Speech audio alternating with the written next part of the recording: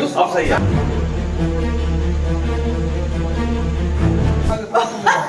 आयुष अब सही है।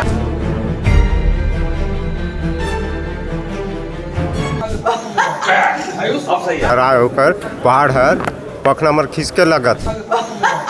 आयुष अब सही है। छत्तीसगढ़ में मंत्री रामगढ़ की पहाड़ी बचाने गए हैं या पिकनिक मनाने, ये समझ नहीं आ रहा। आयुष अब सही है। अगर अब तक आपने सीजी बॉक्स चैनल को सब्सक्राइब नहीं किया है तो कर लीजिए, क्योंकि आप सब्सक्राइब करेंगे सबसे पहले आपको खबरों की नोटिफिकेशन मिलती रहेगी।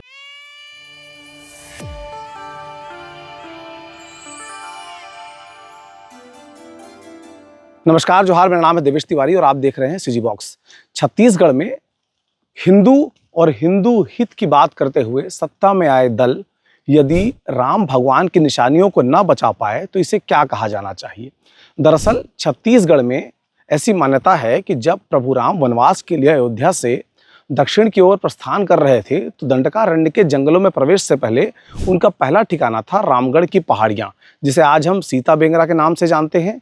वही जगह जहाँ पर प्राचीन नाट्यशाला, जहाँ पर कालिदास ने मेघदूत की रचना की थी, ऐसा माना जाता है, जो पुरातत्व विभाग की ओर से संरक्षित क्षेत्र है, उस जगह पर कोयले की खदान खुलने वाली है। यह तो प्रारंभिक खबर है।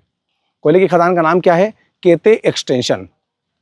कांग्रेस की जब छत्तीसगढ़ में सरकार थी तब भी यह प्रयास किया गया था कि उस क्षेत्र में कोयले की एक खदान खोल दी जाए, लेकिन तब यह देखा गया कि उससे दूर जो खदान है वहां पर ब्लास्टिंग की वजह से, इन तस्वीरों को देखिए, रामगढ़ की पहाड़ियों पर कैसे क्रेक आ रहे हैं।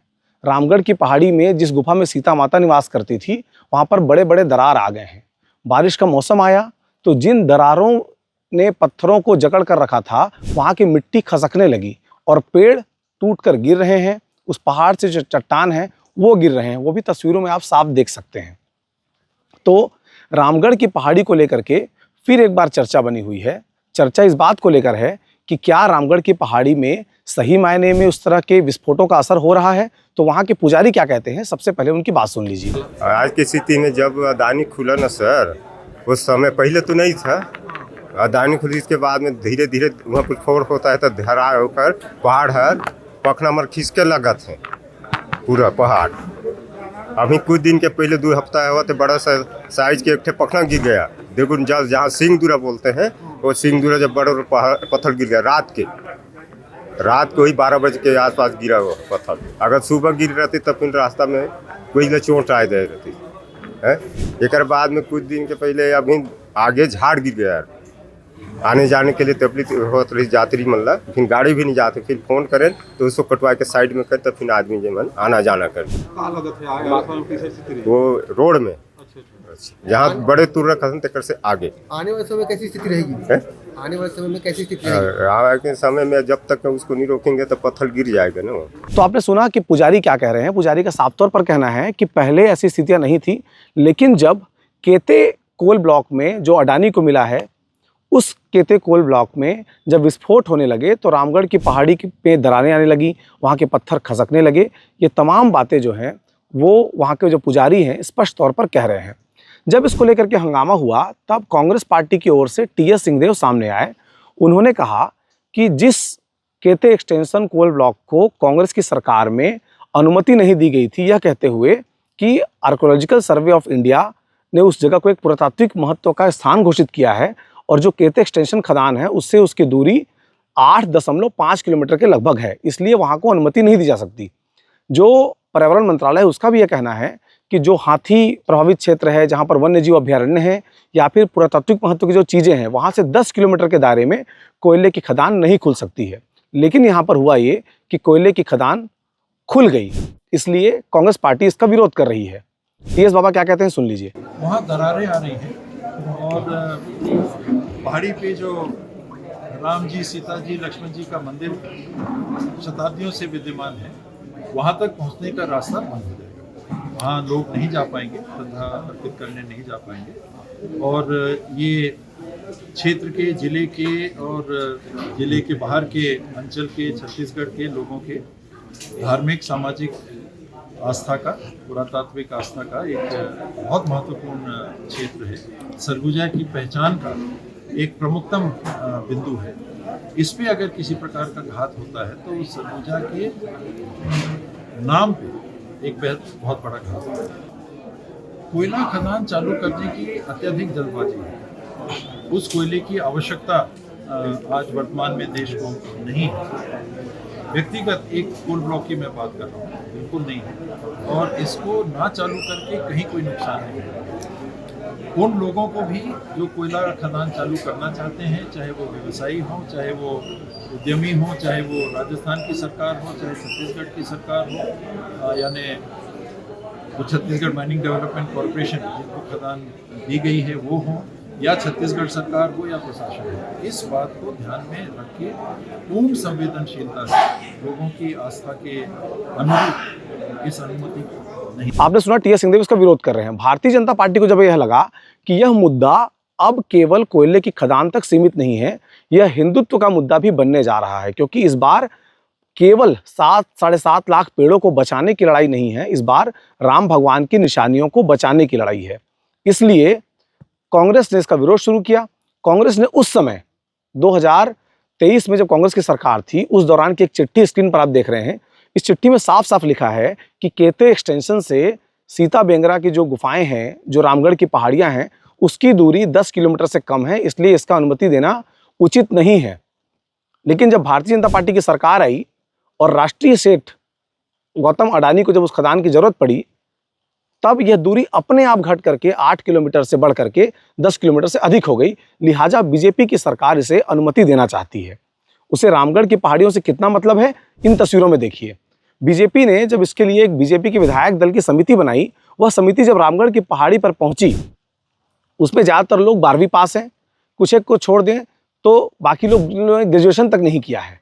ये तमाम लोग जिनकी खुद की पढ़ाई के स्तर बहुत कम है, ये देखने गए थे कि पुरातात्विक महत्व के जगह पर खदान खुलने से क्या असर पड़ेगा, अब तक जो खदानें हैं उसका कितना असर पड़ा है, उसके 12वीं पास जो विधायक हैं ये जाकर के बताने पहुंचे थे। और पहुंचे थे वहाँ पर उनको जांच की जानी चाहिए थी, ग्रामीणों से बात करना था। ये पिकनिक मनाते हुए एक तरह से अटखेलियाँ करते नजर आ रहे हैं। वहाँ के सीता बेंगरा की जो गुफाएं हैं वहाँ पर चढ़ करके फोटोबाजी चल रहा है। देखिए अब सही है। जब जांच करने के बाद बीजेपी की जो विधायक दल है की समिति है वह निकलकर सामने आई, तो झूठों का पुलिंदा एक एक करके सामने रख लिए। सबसे पहले रेणुका सिंह को सुनिए। रामगढ़ विश्व के नक्शे पर है। रामगढ़ से ही हमारे छत्तीसगढ़ संभाग की पहचान है, हम सबकी पहचान है। जो ये प्रस्तावित केते एक्सटेंशन माइंस है, इसकी सहमति और इसकी जानकारी इस क्षेत्र के पूर्व विधायक छत्तीसगढ़ सरकार में डिप्टी सीएम माननीय टीएस बाबा जी के समय का दिया हुआ है। अब वो विपक्ष में है तो अपने विपक्ष की भूमिका निभा रहे हैं, लेकिन मैं तो इस क्षेत्र से विधायक भी रही हूँ, सांसद भी रही हूँ। अब शिवरतन शर्मा को सुनिए। देखिए, भारतीय जनता पार्टी की सरकार है और भारतीय जनता पार्टी की सरकार के रहते क्षेत्र का कोई धार्मिक स्थल, कोई पुरातत्व महत्व का कोई भी हिस्सा संकट में नहीं रहेगा। सरकार पूरी व्यवस्था करेगी तो सब कुछ सुरक्षित रहे। अध्ययन दल की रिपोर्ट हम निकट भविष्य में अपनी पार्टी को प्रस्तुत करेंगे। और देखिए, इसमें कुछ महत्वपूर्ण बातें हैं जो मुद्दा लोग उठा रहे हैं। 2020 में दूरी की रिपोर्ट कलेक्टर ने दिया, उसमें सरकार किसकी थी? इस क्षेत्र के जनप्रतिनिधि कौन थे? मंत्री थे ना। 2020 में जो रिपोर्ट दी गई वो इशू 2025 में क्यों? सोचने वाली बात ये बात तो 2020 में जब आप मंत्री थे तब आपको उठाना चाहिए था, 2025 में उठा रहे हो।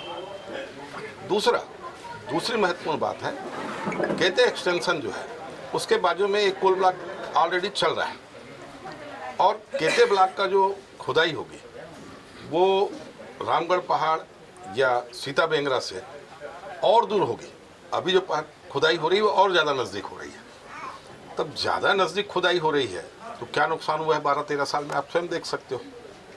तो दूर खुदाई होगी तो कैसे स्थान को खतरा रहेगा। देखिए, हम लोगों ने पूरा स्थान आपकी उपस्थिति में देखा है।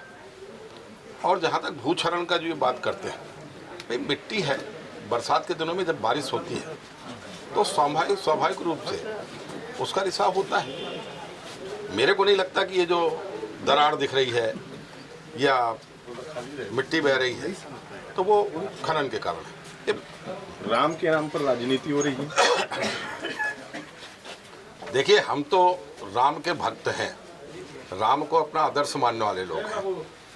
राम को काल्पनिक बताने वाले लोग राम के नाम पर राजनीति करने का प्रयास कर रहे हैं। कोरा झूठ कह रहे हैं। इस चिट्ठी को ध्यान से देखिए। कभी भी अपने बात को सही साबित करने के लिए राष्ट्रीय दल क्या करते हैं कि इसके पहले जो सरकार होती है उसके ऊपर आरोप लगा देते हैं। इस बार भी आरोप कांग्रेस के ऊपर लगा रहे हैं। कांग्रेस ने ढेर सारी खदानें खुलवाई हैं। कांग्रेस की सरकार के कारण भी हसदेव के बड़े पैमाने पर जंगल कटे हैं, ये शाश्वत सत्य है। लेकिन यह बात बिल्कुल झूठ है कि केते एक्सटेंशन की अनुमति कांग्रेस ने दी है, जो कि झूठे शिवरतन शर्मा कह रहे हैं, झूठी रेणुका सिंह कह रही है। इस तस्वीर को देखिए, इस चिट्ठी को देखिए। इस चिट्ठी में जो अंडरलाइन है उसको ध्यान से पढ़िए।